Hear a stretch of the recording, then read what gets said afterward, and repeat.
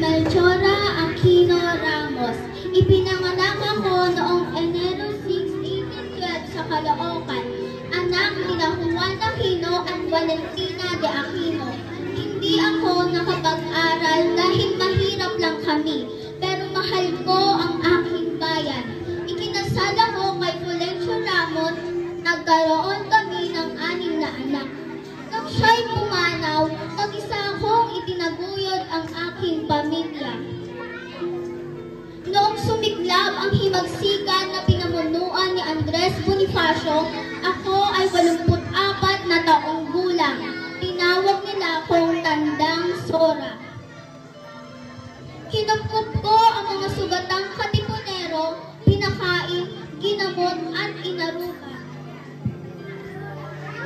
Nang mabisto ng mga Espanyol, ipinatapon ako sa Guam. Ngunit nakabalik ako nang dumating na Amerikano. Pebrero 19, 1919, sa edad na 107, ako ay pumanaw at ininibing ako sa aking tahanan.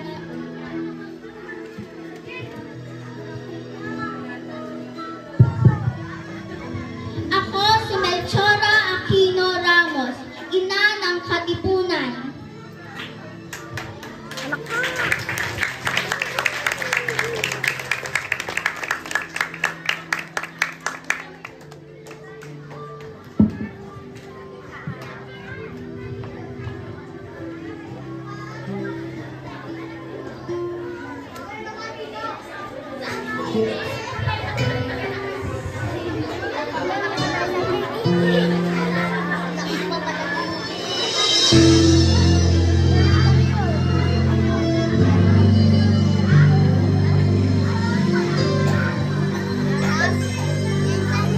Love is